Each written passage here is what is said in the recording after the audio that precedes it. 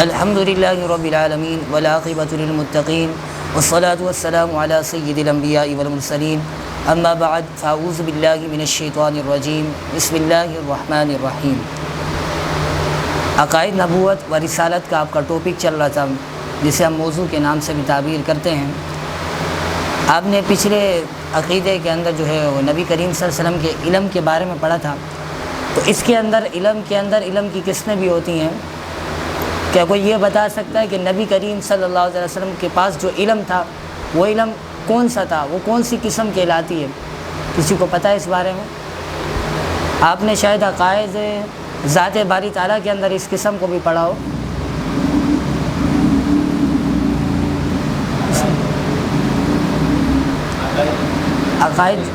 عقیدے کے اندر جو اللہ تبارک و تعالیٰ کی ذات اور صفات کے اندر عقیدے کے اندر تھے، اس کے اندر قسمیں پڑھی ہوئی ہیں۔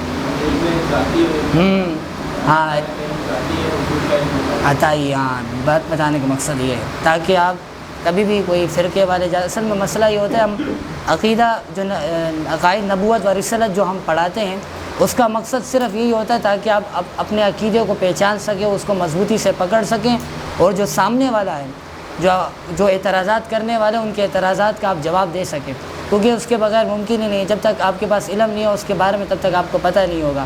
اصل میں وہ جو اعتراض کرتے ہیں وہ علم ذاتی کے اوپر اعتراض کرتے ہیں کہ ہم یعنی نبی کریم صلی اللہ علیہ وسلم کے علم کو معاذ اللہ علم ذاتی مانتے ہیں، یعنی جو اعتراض کرنے والے، مگر چونکہ ان کے اندر جو ہے وہ علم کی ایک کمی یہ ہوتی کہ وہ اس کی قسمیں نہیں پڑھتے کہ ہم کس قسم کے اوپر پرکھ کر جو ہے وہ نبی کریم صلی اللہ علیہ وسلم کے علم کو رکھتے ہیں۔ تو نبی کریم صلی اللہ علیہ وسلم کا علم جو ہے علم عطائی کہلاتا ہے، یعنی اللہ تبارک و تعالیٰ کی عطا سے جو علم عطا ہوا ہے نبی کریم صلی اللہ علیہ وسلم کو۔ عقیدہ نمبر جو 25 ہے، اس میں یہ بتایا گیا ہے کہ حضرت آدم علیہ السلام کو اللہ تبارک و تعالیٰ نے یعنی بغیر ماں باپ کے مٹی سے پیدا کیا۔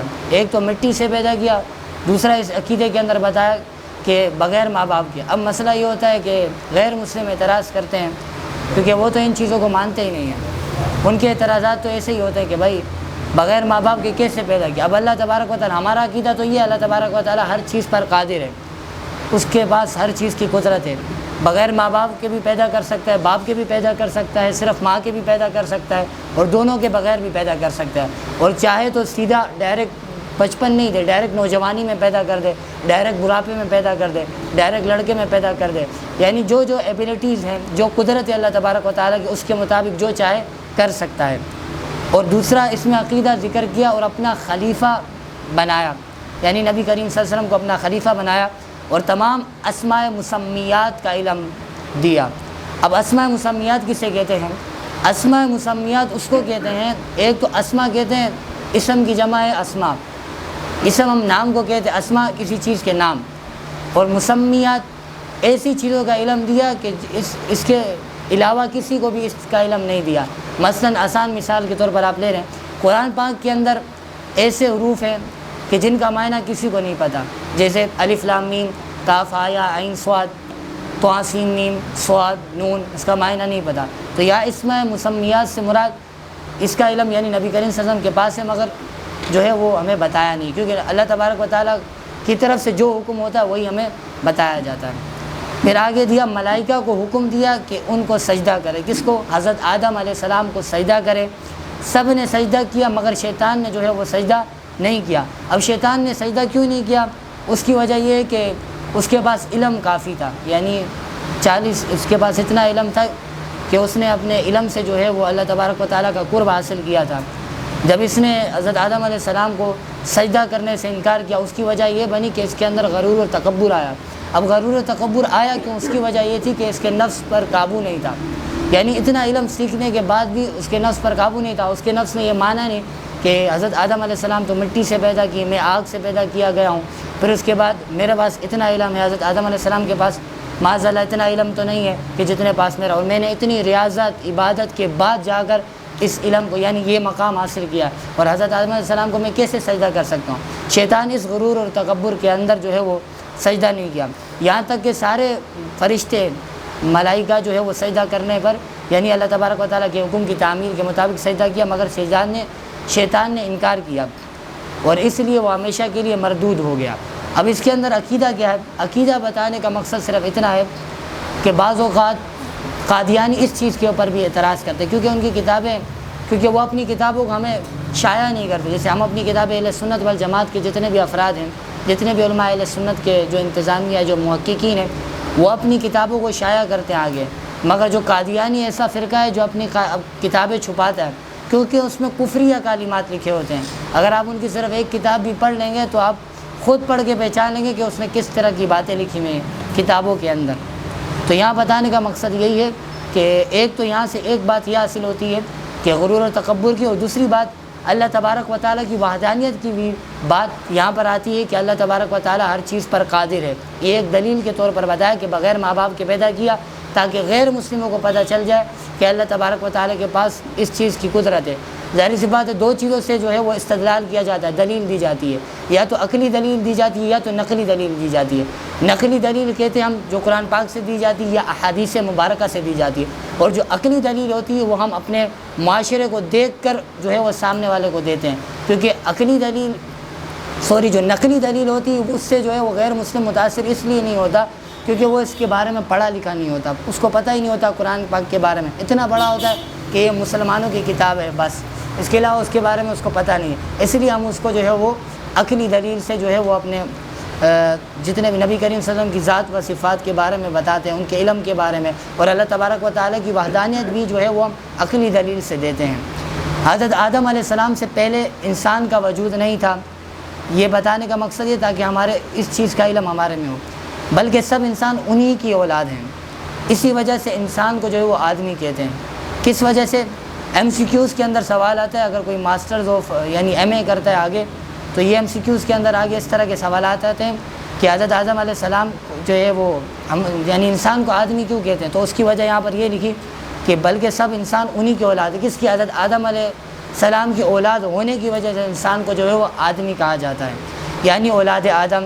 اور حضرت آدم علیہ السلام کو ابو البشر بھی کہتے ہیں. یہ بھی ایم سی کیوز کے اندر آگے آتا ہے کہ حضرت آدم علیہ السلام کو کیا کہا جاتا ہے، یعنی سب انسانوں کے باپ. یعنی ابو البشر کے معنی بتا رہے ہیں کہ اس کے معنی کیا ہے؟ اس کے معنی ہوتے سب انسانوں کے باپ. حضرت آدم علیہ السلام کو کہا جاتا ہے. اب سب سے پہلے نبی حضرت آدم علیہ السلام ہوئے، اور سب سے پہلے رسول جو کفار پر بھیجے گئے، کفار پہ جو سب سے پہلے رسول بھیجے گئے ان کا نام ہے حضرت نوح علیہ السلام. نوح علیہ السلام پہلے ایسے رسول ہیں جو کفار پر بھیجے گئے تھے جنگ کے لیے. یہ عقیدے کے حوالے سے مختصر باتیں.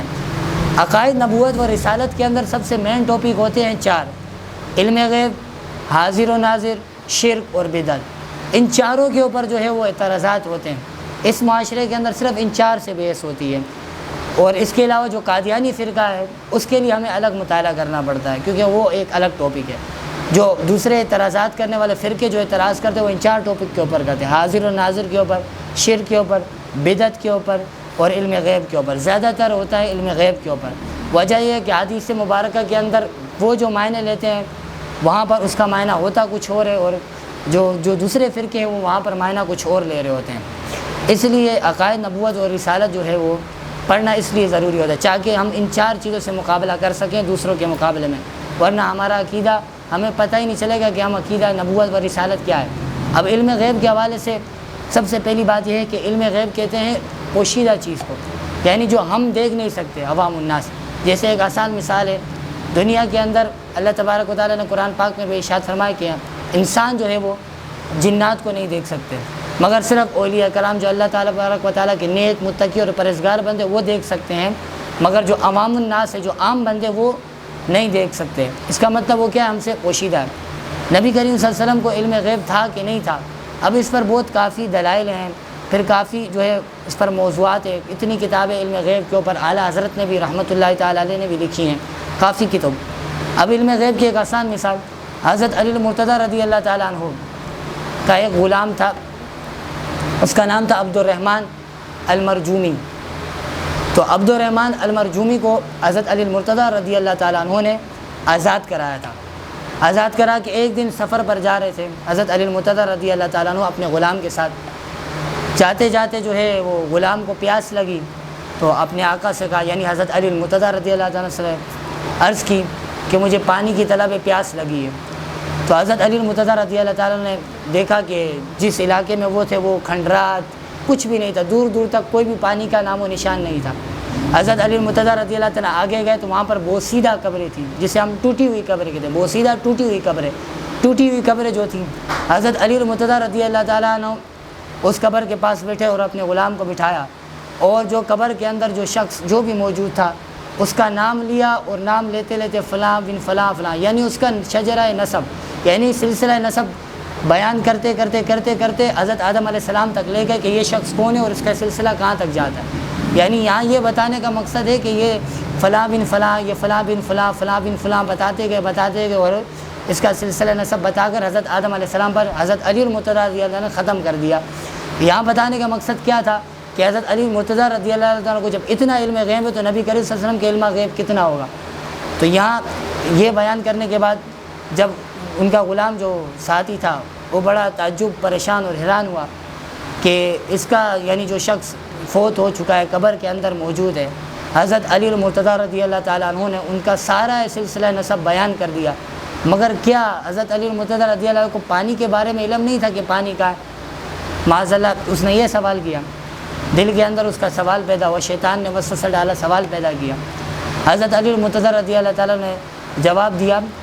تو اس سے پہلے ایک تمہید ذکر کرنی ہے، وہ یہ ہے کہ اللہ تبارک و تعالیٰ نے جب ہم دعا مانگتے ہیں اللہ تبارک و تعالیٰ سے، تو ہم اس میں جو بھی اللہ تبارک و تعالیٰ سے جو بھی چیز مانگتے ہیں، جس چیز کی طلب کرتے ہیں ہم، اللہ تبارک و تعالیٰ کی یہ مرضی ہوتی ہے کہ وہ آپ کو عطا کرے یا نہ عطا کرے، یعنی اس کی حکمت ہوتی ہے۔ یعنی جب اللہ تبارک و تعالیٰ کی بھی ہر چیز کے اندر حکمت ہوتی ہے تو اس کا مطلب نبی کریم صلی اللہ علیہ وسلم جس چیز کا حکم دیں گے اس میں بھی حکمت ہوگی۔ اب پھر اس کے بعد جتنے بھی صحابہ کرام ہیں ان کی بھی باتوں کے اندر کسی چیز سے روکنا یا کسی چیز کو لینا یا دینا ہوگا، اس میں بھی کچھ حکمتیں ہوں گی۔ اس لیے حضرت علی المرتضیٰ رضی اللہ تعالیٰ نے اس وقت پانی کے بارے میں جو ہے وہ شخص سے پوچھا جو قبر کے اندر تھا، وہ زندہ ہوا اور خود اٹھا اور اس نے سلام کیا حضرت علی المرتضیٰ رضی اللہ تعالیٰ عنہ کو، اور عرض کی کہ حضرت علی المرتضیٰ رضی اللہ تعالیٰ عنہ سے کہ پانی جو ہے وہ اتنے میل دور ہے، یہ یہاں پانی ملے گا۔ اب جو غلام تھا اس نے پوچھا کہ جب آپ کو اس کا سلسلہ نسب اتنا سارا پتہ تھا کہ یہ فلاں بن فلاں ہے، فلاں بن فلاں ہے، فلاں بن فلاں کا بیٹا، فلاں بن فلاں کا بیٹا، فلاں بن فلاں کا، تو پھر آپ کو کیا پانی کا علم نہیں تھا کہ پانی کہاں ہے؟ تو حضرت علی المرتضیٰ رضی اللہ تعالیٰ نے جواب دیا کہ مجھے پانی کا علم تھا، مگر چونکہ کچھ چیزوں کے اندر حکمت تھی اس لیے میں نے نہیں بتایا۔ کچھ چیزوں کے اندر حکمتیں ہوتی ہیں اس لیے میں نے ذکر نہیں کیا۔ جس طرح اللہ تبارک و تعالیٰ کی جو ہے وہ ہر چیز کے اندر حکمت ہوتی ہے۔ اب ایک شخص، ایک مثال ہے، اب وہ مسجد گیا، اس نے 2 رکعت نفل پڑھے، اس کو کاروبار میں نقصان ہو گیا اور اس نے دعا کی اللہ تبارک و تعالیٰ میرے کاروبار میں آسانیاں پیدا کر، تو دعا کے بعد جو ہے اس کا کاروبار پھر بھی صحیح نہیں ہوا۔ اب اس کا یہ مطلب نہیں ہے کہ اس کا یہ مطلب ہے کہ اللہ تبارک و تعالیٰ کی اس چیز کے اندر کیا تھی، حکمت تھی کہ اس وقت کاروبار صحیح نہیں ہوا، شاید اللہ تبارک و تعالیٰ اس کو بڑا مقام دینا چاہتا ہو۔ اسی طرح ہر چیز کے اندر حکمت ہوتی ہے۔ احادیث مبارکہ کے اندر بھی اسی طرح ہے۔ نبی کریم صلی اللہ علیہ وسلم کی اونٹنی گم گئی تھی۔ جب اونٹنی گم گئی تو سفر پر تھے نبی کریم صلی اللہ علیہ وسلم، اونٹنی گم گئی، صحابہ کرام سے عرض کی کہ اونٹنی ڈھونڈو۔ اب وہاں پر منافقین بھی تھے، وہ ایک جمگٹا بنا کر بیٹھ گئے اور جو ہے وہ باتیں کرنے لگے نبی کریم صلی اللہ علیہ وسلم کے پیچھے، معاذ اللہ، کہ نبی کریم صلی اللہ علیہ وسلم کو تو علم غیب ہی نہیں ہے، کیا ان کو یہ نہیں پتہ کہ نبی کریم صلی اللہ علیہ وسلم کی اونٹنی کہاں ہے؟ نبی کریم صلی اللہ علیہ وسلم کو تو آسمانوں کا علم ہے، کہ جنت کا علم ہے، دوزخ کا علم ہے، معراج ان کو عطا کی گئی، یعنی اتنی بات کی تصدیق کر رہے ہیں منافقین کہ نبی کریم صلی اللہ علیہ وسلم کے پاس یہ چیزیں تھیں۔ پھر اس کے بعد اعتراض کیا کرے کہ نبی کریم صلی اللہ علیہ وسلم کو اس بات کا علم نہیں کہ ان کی اونٹنی کہاں ہے۔ تو جب صحابہ کرام کچھ پیچھے سے آئے، انہوں نے دیکھا کہ یہ باتیں ہو رہی، ان سے صحابہ کرام نے جو ہے وہ للکار کر ان سے جو ہے وہ پوچھا کیا تم نبی کریم صلی اللہ علیہ وسلم کی شان میں گستاخی کرتے ہو ایسی باتیں کر کے؟ تو انہوں نے کہا نہیں ہم تو ایسی باتیں نہیں کر رہے تھے، بلکہ ہمارا مطلب تو کچھ اور تھا۔ تو یعنی اس طرح کے الفاظ اگر کوئی نبی کریم صلی اللہ علیہ وسلم کی ذات کے بارے میں اگر کرتا ہے تو وہ دائرہ اسلام سے خارج ہو جاتا ہے۔ مگر چونکہ یہ عوام الناس کو اجازت نہیں دی ہے علماء کرام نے کہ وہ کسی بھی مسلمان کو کافر ڈکلیئر کریں، یعنی وہ کسی بھی شان میں گستاخی، یعنی نبی کریم صلی اللہ علیہ وسلم کی شان میں گستاخی کرے گا تو پہلے اس کی دیکھا جائے گا، اس کی جانچ پڑتال کی جائے گا۔ مگر قادیانی ہمارے نزدیک جو بھی بات کرے گا وہ کافر ہے، ابھی بھی کافر ہے۔ علامہ شاہ احمد نورانی صاحب نے جو ہے ان کو ڈکلیئر کیا تھا، اس وقت سے لے کر ابھی تک ہمارے نزدیک کافر، اور کتب کے اندر بھی ان کو جو ہے وہ کافر ڈکلیئر قرار دیا ہے۔ تو نبی کریم صلی اللہ علیہ وسلم کی اونٹنی گم گئی، اب صحابہ کرام سے عرض کی کہ اونٹنی ڈھونڈیں. اب اونٹنی ڈھونڈنے کے لیے جو ہے وہ چلے گئے، سارے روانہ ہوئے، اونٹنی ڈھونڈنے لگے.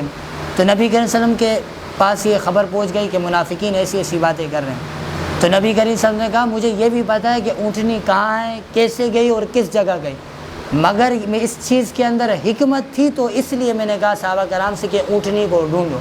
اس لیے ہر چیز کے اندر حکمت ہوتی ہے.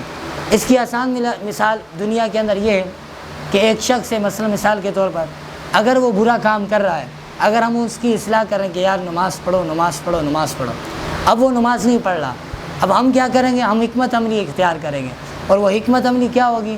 وہ یہ ہوگی کہ ہم اس کو سبق سکھانے کے لیے کچھ نہ کچھ کریں گے. وہ سبق کس طرح سیکھے گا کہ ہم اس کو ایسا سبق سکھائیں کہ وہ اس کے بعد خود نماز پڑھے. اب سب سے پہلے دیکھیں گے کہ اس کی کون سی کمزوری ہے، کہ یہ جو ہے نماز نہیں پڑھ رہا، اس کی کمزوری کیا ہے. جب ہم اس کی کمزوری پکڑ لیں گے، حکمت عملی اختیار کریں گے، حکمت عملی کے تحت دیکھیں گے کہ یار اس کی یہ چیز اس کے اندر کمزوری ہے، اگر ہم اس کمزوری کی پکڑتے ہیں تو اس کمزوری کے تحت جو ہے یہ پھر اس کمزوری کے تحت جو ہے اس گناہ کو چھوڑے گا اور نماز کی طرف خود مائل ہوگا. جس طرح ماں باپ اپنے بچے کو سکھانے کے لیے جو ہے وہ مارتے بھی ہیں، نبی صلی اللہ علیہ وسلم نے حکم بھی دیا ہے. اگر کوئی بھی بیٹا اگر ماں ہے یا باپ ہے اور ان کو پتہ ہے کہ یہ بیٹا میرا جو ہے وہ اس گناہ پر لگا ہے، تو وہ اس کو گناہ سے ہٹانے کے لیے حکمت عملی کیا ہوگی کہ پہلے اس کی اصلاح کریں. اگر وہ اس کی اصلاح کرتے ہیں اور وہ اس کی اصلاح پر صحیح نہیں ہوتا تو پھر وہ اگلی حکمت عملی اختیار کرتے ہیں. اگلی حکمت عملی کیا ہوتی ہے کہ پہلے دیکھا جاتا ہے کہ بچے کی کمزوریاں کیا اور کس طرح ہے، صحبتیں کیا ہیں، دوست اس کے کیسے ہیں. ساری چیزوں کو دیکھنے کے بعد وہ دیکھتے ہیں کہ اس کی حکمت عملی اس طرح اختیار کریں تاکہ یہ صحیح ہو جائے. اب کیا ہوگی حکمت عملی کہ اس پر سختی کی جائے. اب اس پر سختی کی جائے، باہر نہیں جانے دیا. یہ تو ہر چیز کے اندر حکمت عملی ہوتی ہے. نبی کریم صلی اللہ علیہ وسلم کی حدیث مبارکہ کے اندر یہاں اونٹ جو کھو گیا تھا، نبی کریم صلی اللہ علیہ وسلم کو ہر چیز کا علم ہے. یہاں بتانے کا مقصد یہ ہے کہ جو اعتراضات ہوتے ہیں علم غیب کے اوپر وہ اسی پر ہوتے ہیں، اور ان چار چیزوں کے اوپر نبی کریم صلی اللہ علیہ وسلم کی ذات مبارکہ کے اندر اعتراضات ہوتے ہیں. جو بہار شریعت کے اندر جو عقائد لکھے ہوئے ہیں، یہ عقائد بالکل آسان جو ہم ایمان مجمل ایمان مفصل پڑھتے ہیں، آمنت باللہ و ملائکتہ و کتبہ و رسلہ والیوم الاخر والقدر خیرہ و شرہ من اللہ تعالی. ایمان لایا میں اللہ پر، اس کے فرشتوں پر، اس کے رسولوں پر.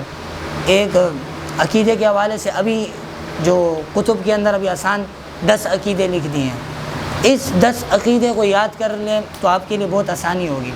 اس 10 عقیدوں کے اندر سب سے پہلا عقیدہ تو یہ یاد رکھیں کہ حضرت ابو بکر صدیق رضی اللہ تعالیٰ عنہ کو سب سے افضل ماننا، یعنی رسولوں میں صحابہ کے اندر، یعنی نبی کریم صلی اللہ علیہ وسلم کے بعد جو سب سے زیادہ مرتبہ اور فضیلت ہے وہ حضرت ابو بکر صدیق رضی اللہ تعالیٰ عنہ کی ہے. یعنی اس کا مطلب یہ ہوگا کہ سب صحابہ میں سب سے پہلا نمبر جو ہے حضرت ابو بکر صدیق رضی اللہ تعالیٰ. شیعہ جو ہم پر اعتراض کرتے ہیں ان کی احادیث مبارکہ بھی ہیں اور کافی چیزیں اور بھی ہیں، مگر مسئلہ یہ ہے کہ چونکہ نبی کریم صلی اللہ علیہ وسلم نے اس کے بعد جو خلافت دی تھی وہ حضرت ابو بکر صدیق رضی اللہ تعالیٰ عنہ کو دی تھی، اس لیے ہم فضیلت کے لحاظ سے، کیونکہ یہ منطق کا بھی معاملہ ہے، پھر اس کے اندر مناظرے بھی ہوتے ہیں، اس کے اندر کچھ چیزیں ایسی ہیں جو ہم جو ہے وہ صرف درس نظامی پڑھ کے ہی سیکھ سکتے ہیں، کیونکہ منطق کی کتاب درس نظامی کے اندر پڑھائی جاتی ہے. اس میں یہ بتایا جاتا ہے کہ جزوی اور کلی میں کیا فرق ہے. اگر ہم جزوی فضیلت کی بات کریں تو حضرت علی المرتضیٰ رضی اللہ تعالیٰ عنہ کے پاس جزوی فضیلتیں کافی ہیں. یہ بھی جزوی فضیلت ہے، یہ بھی. مگر اگر کلی فضیلت کی بات کریں گے تو حضرت ابو بکر صدیق رضی اللہ تعالیٰ عنہ کی. تو یہاں پر یہ اعتراضات ہوتے ہیں کلی اور جزوی کے حوالے سے. اگر کلی طور پر مراد رہیں گے تو سب سے زیادہ فضیلت میں اور سب سے پہلا نمبر حضرت ابو بکر صدیق رضی اللہ تعالیٰ عنہ ہوگا، اور اگر صرف جزوی فضیلت مراد لیں گے تو حضرت علی المرتضیٰ رضی اللہ تعالیٰ عنہ کو ہم مراد لیں گے، کیونکہ ان کی جزوی فضیلتیں کافی زیادہ ہیں. تو یہاں پر جو ہے وہ حضرت نوح علیہ السلام کو کفار پر سب سے پہلے بھیجا گیا تھا جنگ کے لیے. انہوں نے 9.5 برس جو ہے وہ ہدایت فرمائی، اصلاح فرمائی. اب یہاں سوال یہ اٹھتا ہے کہ 9.5 برس یعنی انہوں نے ہدایت فرمائی، تو چونکہ ادھر بھی حکمت عملی اللہ تبارک و تعالیٰ نے چونکہ اپنے انبیاء کرام علیہ الصلاۃ والسلام کو دی تھی، اور وہ یہ تھی کہ 9 برس تک آپ اصلاح کریں، کیونکہ پہلی قوموں کے اوپر جب وہ کسی بھی گناہ میں قوم مبتلا ہو جاتی تو اللہ تبارک و تعالیٰ اس قوم کے اوپر عذاب نازل کر دیتا تھا. تو یہ اس زمانے کے دور کے اندر تھا. ان کے زمانے کے کفار بہت سخت ہیں، یعنی حضرت نوح علیہ السلام کے کفار کافی سخت ہیں، ہر قسم کی تکلیفیں پہنچاتے تھے، استہزاء کرتے تھے. استہزاء کہتے ہیں مذاق کو، یعنی مذاق کرتے تھے، یعنی حضرت نوح علیہ السلام جب ان کی اصلاح کرتے تھے، جو وہاں پر جو بھی کفار تھے، مشرکین تھے، یہودی تھے، جو مسلمان تھے، جب ان کی اصلاح کرتے تھے تو وہ ان چیزوں کا مذاق اڑاتے، یعنی اللہ تبارک و تعالیٰ کی جو آیتیں سناتے تھے، احادیث مبارکہ سناتے تھے، ان کا مذاق اڑایا کرتے تھے۔ اتنے عرصے میں گنتی کے لوگ مسلمان ہوئے، یعنی کچھ لوگ مسلمان ہوئے، باقیوں کو جب ملاحظہ فرمایا کہ ہرگز اصلاح پذیر نہیں ہوں، یعنی وہ اصلاح کرتے 900 برس اصلاح کرنے کے بعد پتہ چلا صرف گنتی کے کچھ مسلمان ہوئے، اس کے علاوہ کوئی مسلمان نہیں ہونا، ہٹ درمی اور کفر سے باز نہ آئیں گے، تو مجبوراً جو ہے حضرت نوح علیہ السلام نے جو ہے اپنے رب کے حضور ان کے ہلاک کی دعا کی، یعنی جو کفار تھے، مشرکین تھے، یہودی تھے، ان کے لیے جو ہے وہ دعا فرمائی، ہلاک کی۔ طوفان آیا اور ساری زمین ڈوب گئی، صرف وہ گنتی کے مسلمان رہ گئے، اور وہ جانور ایک جوڑا جو کشتی میں لے گئے تھے وہ بچ گئے حضرت نوح علیہ السلام کے ساتھ، یعنی جو تھے وہ رہ گئے۔ یعنی یہاں بتانے کا مقصد یہ تھا کہ پہلے اس طرح لوگ، یعنی انبیاء کرام علیہ السلام جب آیا کرتے تھے، اللہ تبارک و تعالیٰ ان کو حکمت عملی ہوتی تھی کہ ان کی اصلاح کی جائے۔ اصلاح کرتے 900 برس کا عرصہ ہوا، جب دیکھا کہ وہ ہٹ درمی پر اتر آئے اور کفار جو ہے مشرکین یہودی مسلمانوں پر ظلم و ستم ڈال رہے ہیں، تو اس کے بعد جو ہے وہ حضرت نوح علیہ السلام نے اللہ تبارک و تعالیٰ سے جو ہے ان کی ہلاک کی دعا کی۔ اللہ تبارک و تعالیٰ نے پھر طوفان جو ہے وہ بھیجا اور ساری زمین کو وہیں پر جو جتنی بھی یہودی مشرکین تھے سب کو نیست و نابود کر دیا۔ یہ اللہ تبارک و تعالیٰ نے صرف اس امت کو جو ہے وہ یہ اعزاز حاصل ہے کہ یعنی یہ امت اتنی گناہوں پر مبتلا ہے، پھر بھی اللہ تبارک و تعالیٰ اس قوم کے اوپر عذاب نازل نہیں کیا۔ انبیاء کی تعداد کے حوالے سے بتا رہے کہ انبیاء کی کوئی تعداد معین کرنا یہ جائز نہیں ہے، یہ ہمیشہ بات یاد رکھیں۔ فرشتوں کی جو تعداد ہے وہ کم و بیش 1,24,000 ہے، مگر انبیاء کی تعداد معین نہیں ہے، اور قرآن پاک کے اندر جو انبیاء کے علیہ السلام کے نام آئے وہ صرف اور صرف 25 ہیں۔ حدیث مبارک کے اندر جو ہے وہ نام ملتے ہیں کافی زیادہ، یعنی حدثنا نبی ہریرہ، حدثنا سوید بن نظر عن مبارک، اس نے اس سے روایت کی، اس نے اس سے روایت کی، اس نے اس سے روایت، تو حدیث مبارکہ کے اندر کافی صحابہ کرام کے نام ہیں۔ قرآن پاک کے اندر صرف اور صرف 25 صحابہ کرام کے نام ذکر ہیں، صورتوں پہ نام آئے اور اس طرح بھی اس باب میں مختلف ہیں۔ اچھا، اور تعداد جو ہے وہ معین نہیں ہے، اس لیے ہم اس پر بحث کرتے بھی نہیں ہیں، اور نہ علماء کرام نے ہمیں بحث کرنے کا کہا۔ نبی کو نبوت سے خارج ماننے یا غیر نبی کو نبی جاننے کا احتمال ہے، یعنی اس بات سے یہ مراد لے رہے ہیں کہ قادیانی یعنی جو باتیں کرتے ہیں نبوت سے خارج سے مراد یہ ہے کہ نبی کریم صلی اللہ علیہ وسلم پر جو ہے وہ نبوت کا دروازہ بند ہو گیا، اس کے علاوہ یعنی نبی کریم صلی اللہ علیہ وسلم کے علاوہ کسی کو، جس طرح اللہ تبارک و تعالیٰ کی ذات و صفات میں آپ نے عقیدہ پڑھا تھا کہ ایک خدا یعنی اللہ تبارک و تعالیٰ کے ہوتے ہوئے دوسرا خدا ماننا، اسی طرح نبی کریم صلی اللہ علیہ وسلم کے ہوتے ہوئے دوسرا نبی ماننا، تو یہاں پر یہی بتا رہی یہ باتیں کفر ہیں، اس پر ڈائریکٹ ہم کفر کا فتویٰ لگائیں گے، اس پر سوچ و بچار کرنے کی ضرورت نہیں ہے، کیونکہ جب نبی کے وسلم پر نبوت ختم ہو گئی، اب کوئی دوسرا نبی، جب خود نبی کے وسلم نے آخری خطبہ جمعۃ الوداع میں فرما دیا کہ اس کے بعد کوئی نبی نہیں آئے گا، تو اب دوسرا نبی ہم مان کیسے سکتے ہیں؟ معاذ اللہ مان ہی نہیں سکتے، تو اگر کوئی اس طرح کی بات کرے تو وہ دائرہ اسلام سے خارج ہے، یہاں پر یہی باتیں بتا رہے ہیں۔ لہٰذا یہ اعتقاد چاہیے کہ اللہ عز و جل کے ہر نبی پر ہمارا ایمان ہے۔ نبیوں کے مختلف درجے ہوتے ہیں، بعض کو بعض پر فضیلت ہے، اور سب سے افضل ہمارے آقا اور مولا یعنی نبی کریم صلی اللہ علیہ وسلم کا سب سے بڑا مرتبہ ہے۔ یہاں پر ایک عقیدہ لکھا ہوا ہے کہ سب سے بڑا مرتبہ یعنی نبی کریم صلی اللہ علیہ وسلم کے بعد حضرت ابراہیم خلیل اللہ علیہ السلام کا ہے۔ یہاں پر بار شریعت کے اندر جو حضرت ابراہیم علیہ السلام کا جو مرتبہ لکھا ہے، اب یہاں پر مسئلہ یہ ہوتا ہے ڈائریکٹ لکھا ہوا ہے، اگر ہم اس کتاب کو پڑھیں اور دیکھیں تو بظاہر دیکھیں گے تو نبی کریم صلی اللہ علیہ وسلم کے بعد جس کا مرتبہ ہے وہ حضرت ابراہیم خلیل اللہ کا ہونا چاہیے۔ اب دیکھا جائے کہ تو کتب کے اندر تو یہ لکھا ہوا ہے، اگر ہم عوام الناس کو یہ کتاب دیں اور بولیں پڑھ لیں، کیونکہ میں ایک جگہ گیا تو اس نے بار شریعت جو ہے وہ پڑھ رہا تھا، تو اس نے بار شریعت پیچھے چھوٹی چھوٹی کتب اس کی بنی ہوئی رسائل کے اندر، تو اس کے پیچھے ایک بات لکھی ہوئی تھی، اس کے اوپر ایک موضوع لکھا ہوا تھا، اس کتاب کے اوپر لکھا ہوا تھا اوپر بڑا سا عالم بنانے والی کتاب، یعنی یہ بار شریعت اگر دعوت اسلامی کی لیں تو 6 جلدوں پر، اور پرانی کتب یعنی مکتبہ غوثیہ سے لیں تو 2 جلدوں کے اوپر، اور اگر دوسری مکتب سے لیں تو 4 جلدوں کے اوپر ہے۔ تو اس کے پیچھے لکھا تھا عالم بنانے والی کتاب۔ اب وہ اس نے جو ہے وہ پوری بار شریعت یعنی شروع سے آخر تک پڑھ لی، تو اس نے کہا میں آدھا عالم بن گیا ہوں، آدھا عالم بن گیا ہوں۔ میں بڑا پریشان ہوا، یعنی جو درس نظام یعنی 1 سال 2 سال 3 سال 4 سال 5 سال 6 سال 7 سال 8 سال لگا رہے، اور یہ صرف بار شریعت پڑھ کے جو ہے وہ عالم بن گیا۔ تو اس سے میں نے ایک ہی سوال کیا، میں نے کہا صرف جو ہے ذات عقائد یعنی اللہ تبارک و تعالیٰ کی ذات و صفات میں کہ کس میں بتا دو؟ کہا وہ تو بار شریعت میں لکھی نہیں ہے، تو میں کس میں کیسے بتاؤں؟ میں نے کہا صرف بار شریعت میں یہ تھوڑی لکھا ہے کہ صرف بار شریعت پڑھنے سے جو ہے بندہ عالم بن جاتا ہے۔ اب بہت سارے فقہی مسائل ایسے ہیں جو بار شریعت کے اندر، فقہی مسائل کے اندر یہ بہت عبور رکھتی ہے، مگر عقائد کے لحاظ سے جو ہے وہ دوسری کتب پڑھنی پڑتی ہے۔ اب جیسے یہاں پر ابراہیم خلیل اللہ کا ذکر کیا ہے، سب سے بڑا مرتبہ حضرت ابراہیم خلیل اللہ کا ہے، مگر مسئلہ یہ ہے کہ جس نے منطق نہیں پڑھی ہوگی وہ اس کا جواب ہی نہیں دے سکتا، کیونکہ وہ درس نظامی کے اندر ہے۔ اب مسئلہ یہ ہے کہ اب یہاں پر وہی بات آئی جو میں آپ کو پہلے سمجھا رہا تھا، جزئی اور کلی کی۔ اگر جزئی فضیلت کی بات کریں تو حضرت ابراہیم علیہ السلام بھی ہیں، اور جزئی فضیلت کی بات کریں حضرت علی مرتضیٰ رضی اللہ تعالیٰ۔ اصل میں مسئلہ یہ ہوتا ہے کہ اگر حضرت علی مرتضیٰ کی جزئی فضیلت کی بات کریں تو اس میں فضیلت میں سب سے بہترین فضیلت کون سی ہے؟ علم۔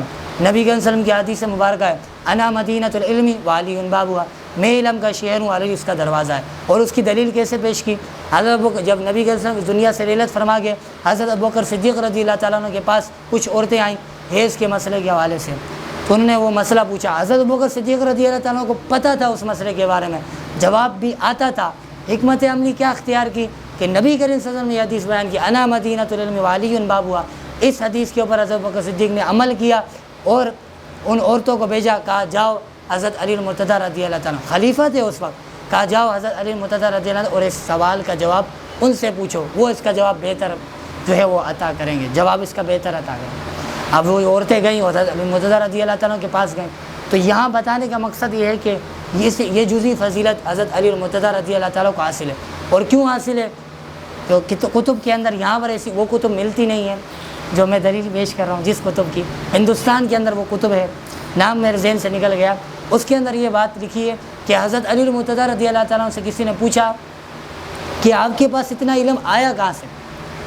تو انہوں نے جواب کیا خوبصورت جواب دیا، کہا جب نبی کریم صلی اللہ علیہ وسلم کو غسل دیا جا رہا تھا تو اس وقت نبی کریم صلی اللہ علیہ وسلم کے ناف مبارک پر کچھ پانی رہ گیا تھا، تو وہ پانی جب سے میں نے پیا ہے، اگر میں کسی چیز کے بغیر مطالعے کے جو ہے وہ ہزاروں دلیلوں کے ساتھ جواب دے سکتا ہوں۔ اور ایک جگہ تو یہ لکھا ہے کہ حضرت علی مرتضیٰ رضی اللہ عنہ نے کہا اگر میرے پاس اتنی عمر ہوتی تو میں 70 تفسیر کے صرف کتب یہ کتب نہیں ہیں، اس کی تو 6 جلدیں ہیں، پہلے کتب لکھی جاتی تھی 25 100 جلدوں کے اوپر صرف کتب لکھی جاتی تھی، تو حضرت علی مرتضیٰ رضی اللہ عنہ بتا رہے ہیں کہ 70 تفسیر کی کتب لکھ سکتا ہوں، صرف اور صرف سورۃ الفاتحہ کی تفسیر، صرف اور صرف سورۃ الفاتحہ کی تفسیر کے اندر 70 کتب لکھ سکتا ہوں۔ یعنی اگر 70 کتب لکھتے تو ان کو کتنے سال کی عمر چاہیے ہوتی؟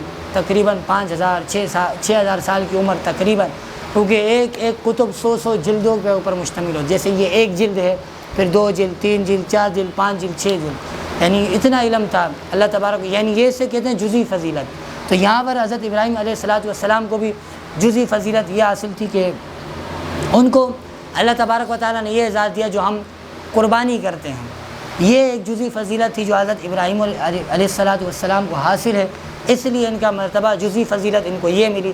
اسی طرح ایک ایک کر کے سب کو حضرت سلمان فارسی رضی اللہ عنہ کو جزئی فضیلت ملی، وہ کیا تھی؟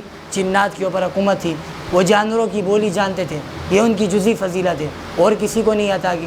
یعنی سب کو اللہ تبارک و تعالیٰ نے جتنے بھی انبیاء اور رسول آئے سب کو ایک ایک فضیلت جزئی دی ہے، مگر جو نبی کریم صلی اللہ علیہ وسلم کو عطا کی وہ سارے علم غیوب کی عطا کی ہے۔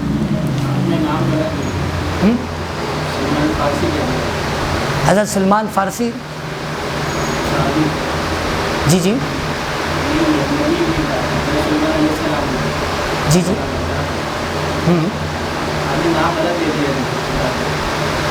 کس کا؟ سلمان فارسی رضی اللہ تعالیٰ عنہ کا؟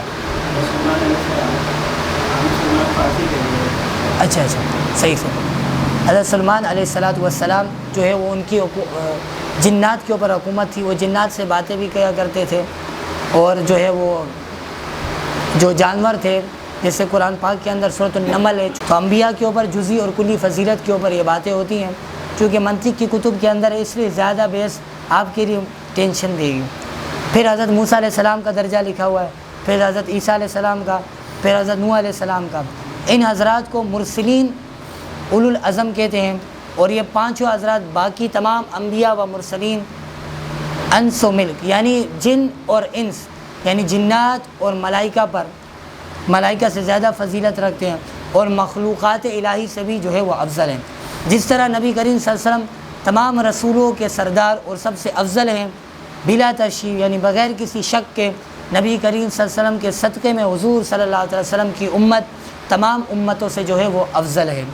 تمام انبیاء جو ہے وہ اللہ تبارک و تعالی عز و جل کے حضور عظیم وجاہت و عزت والے ہیں، جیسے ہمارے لیے جو ہے اللہ تبارک و تعالی نے اشرف المخلوقات کا ذکر کیا۔ اسی طرح آپ عقیدے کے لحاظ سے جو نبی کریم صلی اللہ علیہ وسلم کے عقیدے کے لحاظ سے 4 چیزوں کے اوپر آپ اپنا مطالعہ وسیع کریں، علم غیب کے اوپر، حاضر و ناظر کے اوپر، شرک کے اوپر اور بدعت کے اوپر۔ اگر ان چاروں کے اوپر آپ کا عبور ہوگا، آپ کو پھر جزئی اور کلی کی ضرورت نہیں ہے، کیونکہ آپ ان چاروں کے اوپر عقیدہ رکھ کر اولیاء کرام کے اوپر بھی جو ہے وہ بحث کر سکتے ہیں، کسی سے مناظرہ بھی کر سکتے ہیں، کیونکہ ہمارے یہاں بحث ان 4 ہی سے ہوتی ہے، ہمارے اوپر اعتراض ان 4 ہی کے اوپر ہوتا ہے۔ علم غیب کے اوپر اب عید میلاد النبی صلی اللہ علیہ وسلم آتی ہے تو اس پر اعتراض ہوتا ہے کہ یہ لائٹیں کیونکہ آپ اس سے اچھا اتنے پیسے اس پر ضائع کرنے سے اچھا تھا کہ آپ کسی غریب کی شادی کروا لیتے۔ اب مسئلہ یہ ہے، ہم بھی یہی سوال کرتے ہیں ان سے کہ وہ ایک پورا جو ہے وہ جب ان کی دستاریں ہوتی ہیں، ایک دورہ حدیث ان کا کمپلیٹ ہوتا ہے، جو بھی فرقے ہر فرقے کے اندر یہ ہوتا ہے، تو وہ بڑا اسٹیج ستاتے ہیں، روڈ پر ایک بڑا جلسہ کرتے ہیں، وہ بھی ہمیں حدیث لا کے دکھا دیں کہ جب اتنے پیسے ان اسٹیج کے اوپر، مائکس کے اوپر اور اتنے بڑے جلسے کے اوپر، کرسیوں کے اوپر، کھانے کے اوپر پیسے آپ بھی لگا رہے ہیں، تو آپ بھی اسی وقت یہ یاد کیوں نہیں کر لیتے کسی غریب کو پیسے دے کر شادی کروا دیں؟ اس وقت ضروری تھوڑی ہے جو دستار فضیلت کے لیے بڑا جلسہ کرانا ضروری تھوڑی ہے۔ اب ہم اگر دلیل مانگے کہ آپ حدیث مبارکہ سے ثابت کر لیں کہ نبی کریم صلی اللہ علیہ وسلم کسی حدیث کے اندر یہ ذکر کیا ہو کہ دور حدیث اگر کمپلیٹ ہو جائے تو اتنا بڑا جلسہ کرائیں اور جو ہے اس میں کھانا ہو، اس میں لنگر ہو، یہ تو ایک لوگوں کے اندر شعور کے لیے اور دین کی سربلندی کے لیے جو ہے وہ جلسہ رکھا جاتا ہے، اس کی اہمیت کے لیے جلسہ رکھا جاتا ہے۔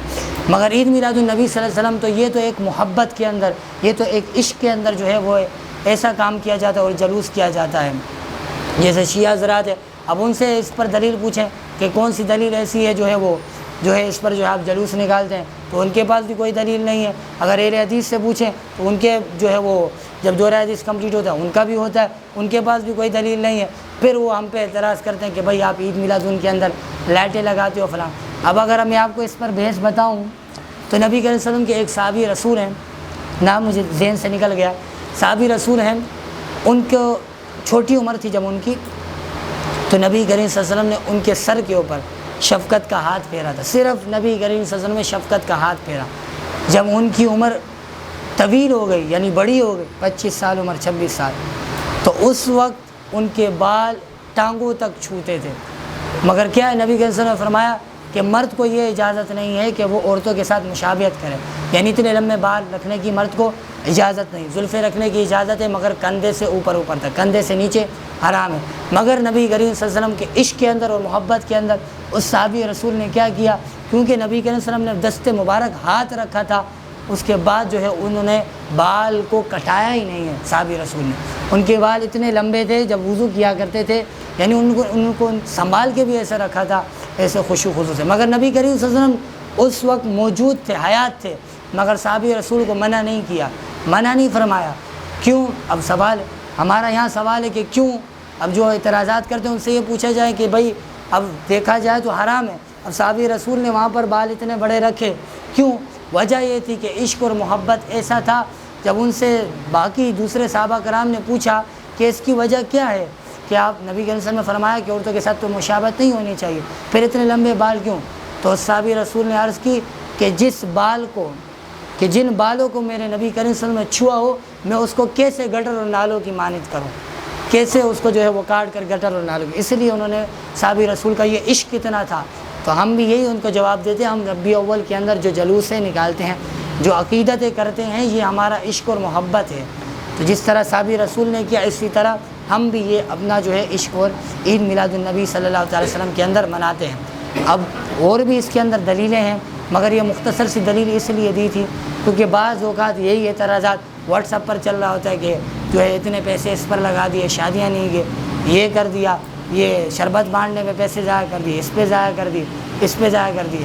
اچھا، ایک اور اعتراض ہوتا ہے عید میلاد النبی صلی اللہ علیہ وسلم کے حوالے سے کہ جو ہے وہ یہ لائٹنگ کہاں سے ثابت ہے، یعنی جو لائٹنگ لگائیں، یہ جھنڈے لگائیں، جھنڈا تو ثابت کر لیتے ہیں ہم حدیث مبارکہ کے اندر سے، لائٹنگ بھی ہم ثابت کر لیتے ہیں۔ اب مگر لائٹنگ لگانا ہے کیا؟ سب سے پہلے یہ چیزیں دیکھیں کہ یہ چیزیں ہیں کیا۔ جتنی بھی یہ چیزیں ہوتی ہیں یہ مستحب کہلاتی ہیں، جو ہم عشق اور محبت کے اندر کرتے ہیں، لائٹنگ لگانا، شربت بانٹنا، یہ ساری چیزیں مستحب کہلاتی ہیں۔ مستحب عمل وہ ہوتا ہے کہ کرنے پر ثواب ملتا ہے اور نہ کرنے پر کوئی گناہ نہیں ہے۔ اب جو اعتراضات کرتے ہیں ان سے پہلے یہ سوال کیا جائے کہ ہم جو چیزیں یہ کر رہے ہیں، یہ چیزیں ہم مستحب سمجھ کر رہے ہیں۔ اگر ہم یہ چیزیں مستحب کر نہیں اگر آپ کے نزدیک، سب سے پہلے اس سے پوچھیں مستحب کی تعریف کیا ہے۔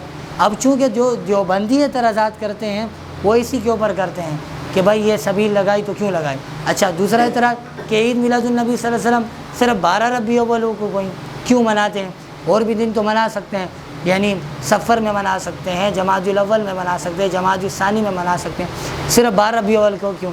ایک اور یہ اعتراض، پھر ایک اور اعتراض کہ 12 ربیع الاول کو یہ کیسے پتہ چلا کہ نبی صلی اللہ علیہ وسلم جو ہے پیدا ہوئے تھے یا وفات ہوئے تھے؟ کیونکہ اتنی حدیث مبارکہ ہیں کہ ایک حدیث مبارکہ کے اندر یہ قول آتا ہے کہ 12 ربیع الاول کو نبی صلی اللہ علیہ وسلم اس دنیا سے گئے تھے، ایک حدیث مبارکہ کے اندر یہ آتا ہے کہ نبی صلی اللہ علیہ وسلم جو ہے اس دنیا میں پیدا ہوئے تھے۔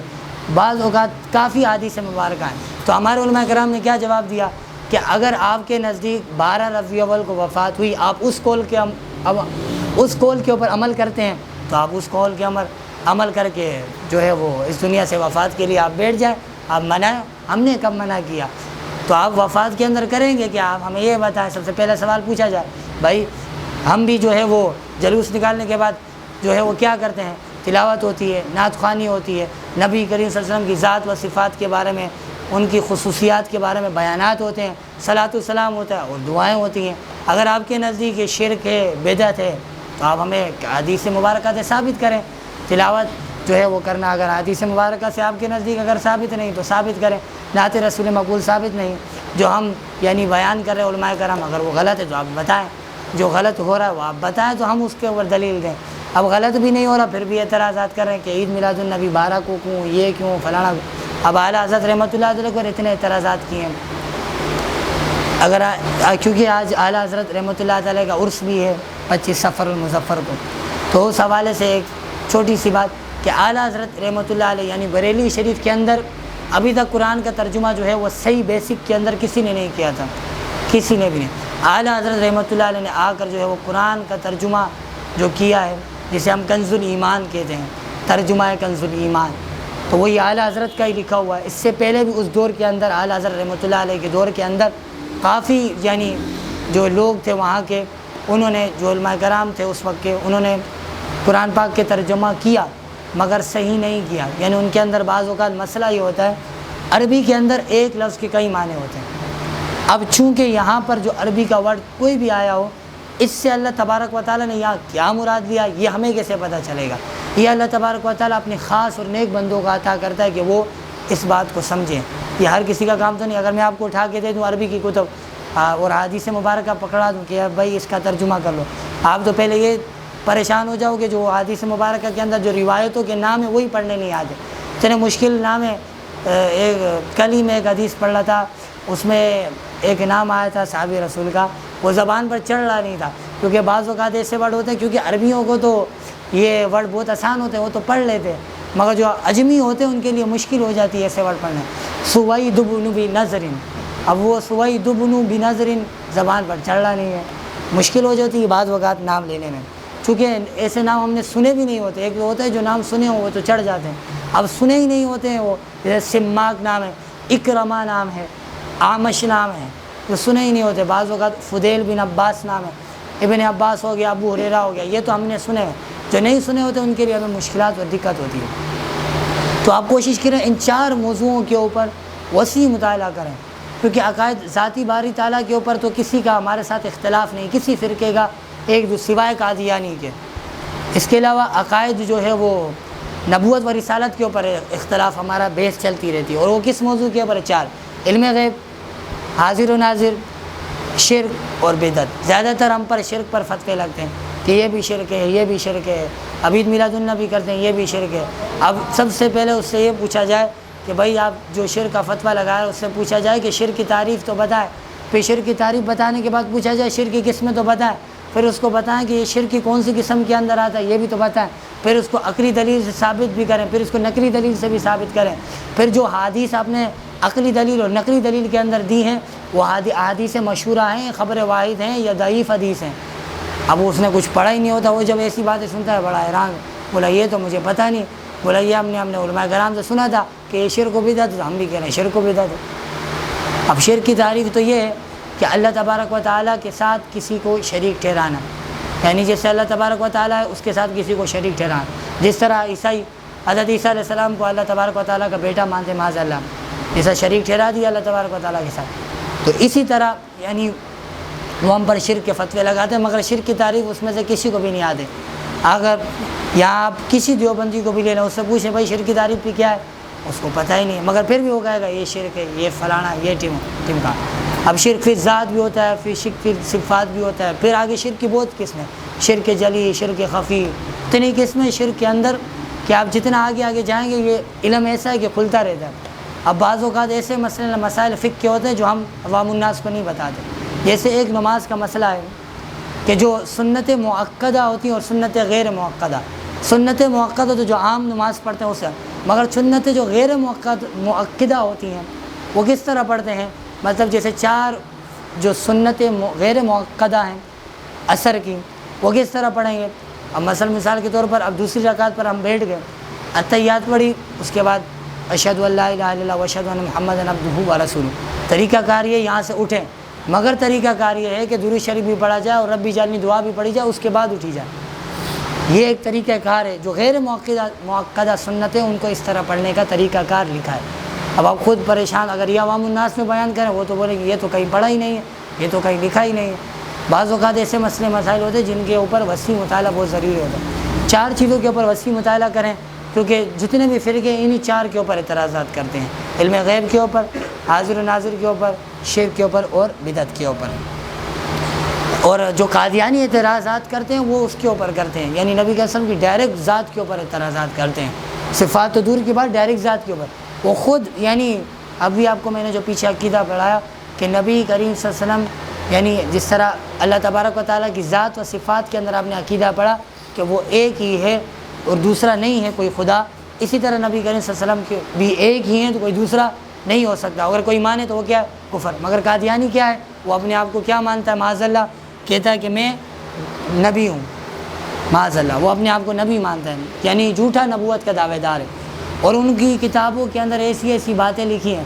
اب آپ مجھے یہ بتاؤ, کیا کوئی اپنی کتب کے اندر ایسی بات لکھ سکتا ہے؟ اب اس نے لکھا ہے کہ بھائی یعنی غلام قادیانی خبیث جو بھی لائن ہے, اس نے لکھا ہے کہ وہ 100 مرتبہ جو ہے وہ پاخانہ جاتا ہے, یعنی پیشاب کرتا ہے. اب اس سے کیا ثابت ہوا؟ اب اس سے جو ان کے ماننے والے ان سے پوچھا جائے کہ بھائی یہ بات کتب کے اندر لکھنے کا کوئی فائدہ کہ 100 مرتبہ جو ہے وہ پیشاب کرنے جاتا ہے, 100 مرتبہ دن میں پاخانہ کرتا ہے, اس سے کیا مراد ہے؟ کچھ سمجھ ہی نہیں, کوئی سینس ہی نہیں بن رہا کہ 100 مرتبہ پیشاب سے, اب جو دوسروں کو سمجھا ہے وہ کیا ہے اس کے سمجھے, کچھ سمجھ ہی نہیں آ رہا 100 مرتبہ پیشاب کرتا ہے. اور بھی ایسے کفریہ کلمات لکھے, اور سب سے بڑا کفریہ کلمات کیا ہے, محمود برق آئے تھے, عرفان محمود برق, جو پہلے قادیانی تھے پھر جو ہے وہ مسلمان ہوئے.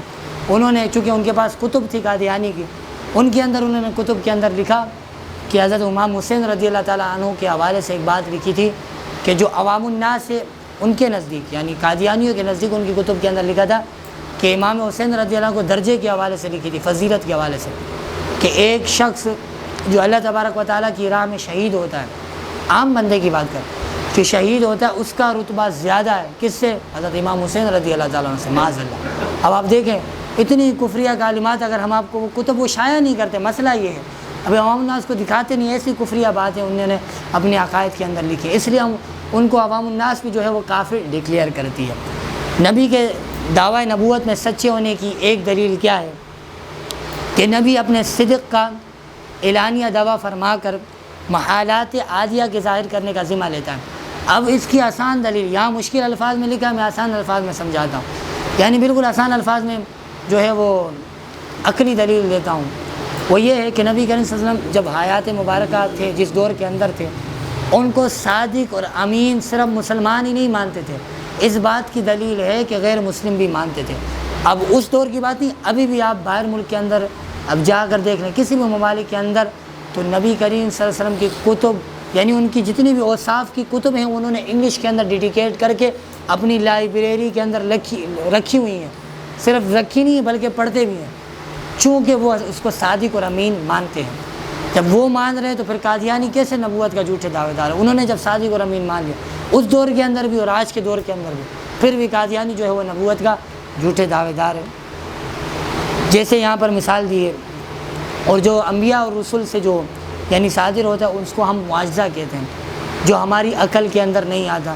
جیسے حضرت موسیٰ علیہ السلام جب فرعون نے اپنی فوج لشکر پیچھے بھیجا تھا تو اپنا عصا تھا ان کے پاس، حضرت موسیٰ علیہ السلام کے پاس، انہوں نے زمین پر مارا تو زمین کے جو سمندر تھا، تالاب تھا، اس کے اندر جو ہے وہ پورا وہ جس طرح پل کی طرح جگہ ہوتی ہے وہ بن گئی۔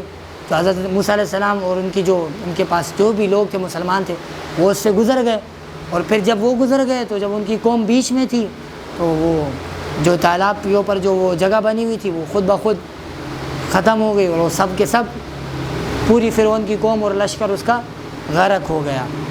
تو یہ ایک معجزہ تھا جو عقل کے اندر نہیں آتا۔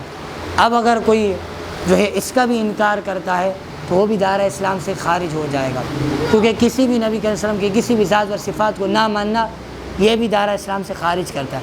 جیسے حضرت صالح علیہ السلام، حضرت موسیٰ علیہ السلام کے عصا کا سام بن جانا، جب فرعون نے جو ہے وہ ایک کمپٹیشن کروایا، اس کمپٹیشن کے اندر جو ہے وہ جادوگر بلایا، بڑے بڑے دور دور سے جادوگر بلایا پیسے دے کر، اور ان جادوگروں نے جو ہے وہ آنکھوں کا دھوکہ ہوتا ہے چونکہ جادو نے جو ہے وہ اپنے کرتب دکھائے، اور کرتب کے اندر جو ہے وہ سانپ نکلے ان کے، مگر حضرت موسیٰ علیہ السلام نے اپنا عصا مارا تو اس سے اژدہا بن گیا، اور اس اژدہا نے کیا کیا؟ سارے سانپوں کو اگل لیا اور کھا لیا۔ اب اس سے انہوں نے کیا مراد دیا؟ اب انہوں نے کہا کہ حضرت موسیٰ علیہ السلام جو ہے معاذ اللہ وہ کیا کرتے ہیں؟ وہ بھی ایک جادوگر ہیں، یہ جادو کیا انہوں نے۔ اور حضرت عیسیٰ علیہ السلام کا مردوں کو جلا دینا اور اندھوں کو جو ہے وہ یعنی جس کی بینائی نہیں اس کو بینائی عطا کرنا، یہ اللہ تبارک و تعالیٰ نے ان کو ایک فضیلت دی تھی۔ یہ جزئی فضیلتیں بتا رہے ہیں، حضرت عیسیٰ علیہ السلام کی جزئی فضیلت، حضرت موسیٰ علیہ السلام کی جزئی فضیلت کیا ہے؟ آسام، یہ جزئی فضیلتیں بتا رہے ہیں، اور مقام اور مرتبے اور معجزے بھی بتا رہے ہیں۔ اور ہمارے حضور صلی اللہ علیہ وسلم کے معجزے تو بہت ہیں، ان کی تو ہم وہ صاحب بیان کرتے رہیں تو ہمارا وقت اتنا نہیں اور ہماری عمر بھی اتنی نہیں کہ ہم بیان کریں۔ جو شخص نبی نہ ہو، اب یہاں قادیانی کے اوپر عقیدہ بتا رہے، نبی ہے ہی نہیں اور نبوت کا دعویٰ کرے، اگر وہ نبی نہیں اور دعوت کرے جیسے وہ قادیانی نے کیا، اور وہ دعویٰ کر کے کوئی محال عادی اپنے دعوے کے مطابق ظاہر نہیں کر سکتا تو سچے جھوٹے میں فرق نہیں ہوگا۔ یعنی یہاں آسان الفاظ میں بتانے کا مقصد یہ ہے، جیسے قادیانی نے دعویٰ کیا کہ جو ہے مجھے وہی کس طرح آتی ہے، اگر ان کی کتب کے اندر چونکہ شائع نہیں ہوتی، اس نے اپنے فرقے بیان کیے اور پھر ٹی وی کے اندر ان کو یعنی اس مرزا کو جو ہے وہ شو کیا گیا، اس نے اپنے عقیدے جو ہے وہ بیان کیے کہ یہ ہے فلانا ہے ٹمکانا ہے، مجھے وہی اس طرح آتی ہے، فلانے یا خواب کے اندر آتی اس طرح آتی ہے فلانا، جو بھی یعنی اس نے عقیدے بیان کیے، مگر ہمارے نزدیک وہ کافر تھے ہیں اور انشاءاللہ قیامت تک کافر ہی رہیں گے۔ مگر آپ نے ابھی بعض اوقات دیکھا ہوگا سیاست کے اندر ایک مسئلہ چلا تھا کہ 18 سال سے، یہ پہلے بھی مسئلہ چل چکا ہے کہ 18 سال سے پہلے کسی بھی شخص کو جو ہے وہ مسلمان نہیں ہو، یعنی کوئی بھی شخص اسلام قبول نہیں کرے گا، 18 سال سے پہلے 3 سال یعنی 3 مہینے پہلے اس کو جو ہے وہ کتب دی جائے گی، کس کی؟ بھائی عیسائیوں کی کتب، یعنی ان کے جو عقائد ہیں وہ، پھر اس کے بعد جو ہے وہ ہندوؤں کی دی جائے گی، یعنی سب کا وہ مطالعہ کرے گا، اس کے بعد جا کر جو ہے وہ دیکھے گا کہ کس عقیدے کے اوپر وہ جو ہے وہ اس کو جو عقیدہ صحیح لگا، اگر وہ ہندو ہو اس کو عقیدہ صحیح لگا تو وہ ہندو بن جائے گا۔ یعنی یہ وہ قانون لانا چاہ رہے تھے، کیوں؟ تاکہ قادیانیوں کو فورس مل سکے، قادیانیوں کے لیے آسانی ہو سکے، تاکہ قادیانیوں کو موقع مل سکے۔ کس چیز کا؟ قادیانی آپ کو پتہ ہے قانون کے تحت قادیانی اپنی جو جیسے ہم اپنی مسجد ہوتی ہے وہ اپنی مسجد نہیں کہہ سکتے، بنائی انہوں نے بھی ہے مگر مسجد نہیں کہہ سکتے، یہ قانون کے تحت قانون ہے۔ اس وقت علامہ شاہ احمد نورانی نے جو علامہ عبدالمصطفیٰ اظہری صاحب نے جو لکھی تھی چیزیں، جو قانون لکھے تھے وہ اس کے اوپر تھا، وہ مسجد نہیں کہہ سکتے۔ اگر اس کے حوالے سے عقیدے کے حوالے سے بیان کریں تو عید میلاد النبی صلی اللہ علیہ وسلم کے اوپر ایک عقیدہ یاد رکھیں، جب بھی آپ کو کوئی بھی دیوبندی کوئی بھی کسی بھی فرقے کا اعتراض کرے اس سے سوال پوچھیں، اس سے پہلے سوال یہ پوچھیں کہ چلو آپ اعتراض کر رہے ہو عید میلاد النبی کہاں سے ثابت ہے؟ آپ ہمیں یہ بتائیں کہ جو محراب ہے، محراب جیسے آج کل ہمارے مساجد کے اندر جو محراب ہے یہ کہاں سے ثابت ہے؟ بس اس سے یہ پوچھیں کہ یہ کس حدیث سے ثابت ہے، وہ حدیث اور حوالہ ہمیں لا کے دکھا دیں، کیونکہ وہ یہ حدیث اور حوالہ کہیں سے لا کے دکھا ہی نہیں سکتا، کیونکہ حدیث مبارکہ کے اندر یہ ہے ہی نہیں کہیں محراب کے بارے میں جو محراب۔ ہاں نبی صلی اللہ علیہ وسلم محراب کے اوپر یعنی خطبہ جو ارشاد فرماتے وہ ایک محراب تھا، مگر جس طرح ہم مسجد جیسے یہ محراب بنا ہوا ہوتا ہے یہ ڈیزائن اس وقت نہیں تھا، یہ ابھی بنایا ہے، ایسا محراب کا ایک حصہ ذکر کیا، پہلے نہیں تھا اب ہے۔ تو پھر یہ بھی تو یہ یعنی دیوبندی اعتراض کرتے ہیں اس کے اوپر۔ پھر دوسرا جو ہمارا درس نظامی کا نصاب جو ہم ذکر کرتے ہیں پڑھتے ہیں 8 سال کا 6 سال کا 5 سال کا، تو یہ کیا اس دور میں تھا؟ نہیں تھا۔ تو پھر آپ ثابت کریں، دیوبندی ثابت کریں اس کو کہ تم نے پھر کیوں بنایا۔ وہ یہ اعتراض کرتے ہیں نا کہ نبی صلی اللہ علیہ وسلم نے عید میلاد النبی نہیں منایا تو آپ کیوں مناتے ہو؟ پھر آپ پوچھو کہ درس نظامی تو اس طرح تھا نہیں کہ اولیٰ کے اندر صرف اور نحو ہوگی، پھر جو ہے وہ ثانیہ کے اندر اصول الشاشی ہوگی، نور الانوار ہوگی، قمر الاقمار ہوگی، الہدایہ ہوگی، یعنی جو کتاب شرط الوقایہ ہوگی، کافیہ ہوگی، جتنے بھی کتب یہ ہوگی، نہیں تھا، کسی حدیث میں بھی نہیں ہے۔ پھر آپ نے یہ کیسے نصاب بنا لیا؟ کس حدیث میں آیا؟ جب نہیں تو آپ نے یہ کیوں کیا؟ اچھا اس دور کے اندر بائک بھی نہیں تھی، گاڑی بھی نہیں تھی، اب ہے، آپ کیوں استعمال کرتے ہیں؟ یہ بھی شرک اور بدعت ہو۔ پھر ہونا دیکھا تو یہی چاہیے جب نبی کریم صلی اللہ علیہ وسلم کے دور میں نہیں تھی، نبی کریم صلی اللہ علیہ وسلم نے حدیث مبارکہ کے اندر نہیں ہے کوئی چیز، اس دور کے اندر تو گھوڑے یعنی جو جانور تھے وہ تھے، اس طرح کی تو انسٹرومنٹس تھی بھی نہیں، تو پھر تو دلیل یہ بھی ہے۔ اور ایک اور دلیل بہت آسان سی جو ہے ہمارے پر اعتراض کرتے ہیں کہ آپ اولیاء کرام کے پاس کیوں جاتے ہیں؟ آسان الفاظ میں اولیاء کرام کے پاس کیوں جاتے ہیں؟ اب سب سے پہلے ان سے سوال پوچھیں، اللہ تبارک و تعالیٰ نے قرآن پاک میں ارشاد فرمایا وَإِذَا مَرِضْتُ فَهُوَ يَشْفِينِ، اور جب کوئی بھی مسلمان بیمار ہوتا ہے تو شفا کون دیتا ہے؟ رب فرما رہا ہے میں دیتا ہوں۔ کون؟ میں۔ تو پھر ان سے سوال کیا جائے کہ آپ ڈاکٹر کے پاس کیوں جا رہے ہیں؟ اللہ تبارک و تعالیٰ نے کہا کہ میں شفا دیتا ہوں، پھر آپ ڈاکٹر کے پاس جا رہے ہیں، اس کا مطلب آپ کیا کر رہے ہیں؟ شرک اور بدعت، کہ ایک کو چھوڑ کے اللہ تبارک و تعالیٰ کے اس عمل کو چھوڑ کے دوسرے پر جا رہے ہیں۔ اب وہ پریشان ہو جائے گا کہ یار بات تو صحیح کہہ رہا ہے کہ اللہ تبارک و تعالیٰ شفا تو میں دیتا ہوں، پھر اس کے بعد ڈاکٹر کے پاس جا رہا ہے۔ پھر ہم یہاں پر یہ جواب دیتے ہیں کہ اللہ تبارک و تعالیٰ نے یہاں پر جو مراد لیا ہے، جو ہم اولیاء کرام کے پاس اس لیے جاتے ہیں تاکہ ہم وسیلہ پیش کریں اپنے یعنی اپنے جتنے بھی گناہ ہیں اس کا وسیلہ پیش کر اللہ تبارک و تعالیٰ کی بارگاہ میں مقبول ہونے کے لیے یعنی قبول ہونے کے لیے اس لیے وسیلہ پیش کرتے ہیں۔ اس لیے آپ جو ہے وہ ڈاکٹر کے پاس جاتے ہیں تاکہ آپ اس کے پاس علاج کر سکیں، ورنہ آپ بیمار ہوں تو ڈائریکٹ مسجد میں چلے جائیں، دعائیں مانگتے رہے دعائیں مانگتے رہے دعائیں مانگتے رہے۔ اور حکمت عملی یہ ہو، اللہ تبارک و تعالیٰ نے آپ کی تقدیر کے اندر یہ لکھا ہو کہ جب تک تو ڈاکٹر کے پاس نہیں جائے گا تب تک تو صحیح نہیں ہوگا، تو پھر بظاہر دیکھا جائے تو ڈاکٹر کے پاس نہیں جانا چاہیے اس قرآن پاک کی آیت کے مطابق، مگر کیا ہے یہ ایک وسیلہ ہے اس کے اندر، اس آیت کے اندر اگر ہم اس کی تفسیر کے اندر تشریح کے اندر جائیں گے تو ایک وسیلہ ہے، ڈاکٹر ایک وسیلہ ہے، یہ ایک دلیل ہے ان کے اوپر کہ ڈاکٹر ایک وسیلہ ہے، ہم اس لیے جاتے ہیں۔ ہم پھر یہ دلیل بھی پیش کرتے ہیں کہ تقدیر کے اندر لکھا ہو کہ بھائی ڈاکٹر ہی کے بعد شفا تو ہم حقیقتاً تو اللہ تبارک و تعالیٰ ہی دیتا ہے، زندگی بھی اللہ ہی دیتا ہے، موت بھی اللہ ہی دیتا ہے، مگر مجازی طور پر جو ہے وہ ڈاکٹر ایک وسیلہ ہے، ہم جاتے ہیں وہ دوا دیتا ہے، اور ہم جب شفا ہو جاتے ہیں تو ہم کہتے ہیں شفا تو اللہ تبارک و تعالیٰ نے دی ہے مگر وسیلہ یہ ڈاکٹر بنا ہے۔ تو یہاں عقیدے بیان کرنے کا مقصد یہی ہے کہ جو عقائد نبوت و رسالت ہیں ان کے اندر صرف یہ 4 عقیدے ہی ہیں۔ علم غیب، شرک، بدعت اور جو ہے وہ حاضر و ناظر، اسی کے اوپر جو ہے معاشرے کے اندر بحث ہے۔ ہمارے درسی نظامی کے کتب کے اندر بھی انہی موضوع کو پڑھایا جاتا ہے۔ اس کے علاوہ اس سے ہٹ کر موضوع اس لیے بھی نہیں پڑھایا جاتا کیونکہ کافی مشکلات ہمیں ہو جاتی ہیں، ہمیں بعض اوقات ایسی کتب پڑھنی پڑتی ہیں جو ملتی بھی نہیں ہیں۔ ہندوستان کے اندر وہ کتب جو ہے وہ اسٹور کی ہوئی ہیں، مگر یہاں یعنی پاکستان کے اندر وہ کتب نہیں ملتی۔ ہاں پنجاب کے اندر یہ ہے کہ کچھ کتب ملتی ہیں مگر ساری کتب نہیں ملتی ہیں۔ تو اللہ تبارک و تعالیٰ سے دعا ہے کہ اللہ تبارک و تعالیٰ ہمیں جو ہے وہ ان عقیدے کو مضبوطی سے جو ہے وہ یاد کرنے کی، اذکر کرنے کی اور سوچنے اور سمجھنے کی اس پر اور اس کا وسیع مطالعہ کرنے کی توفیق عطا فرمائے۔ وآخر دعوانا الحمد للہ رب العالمین۔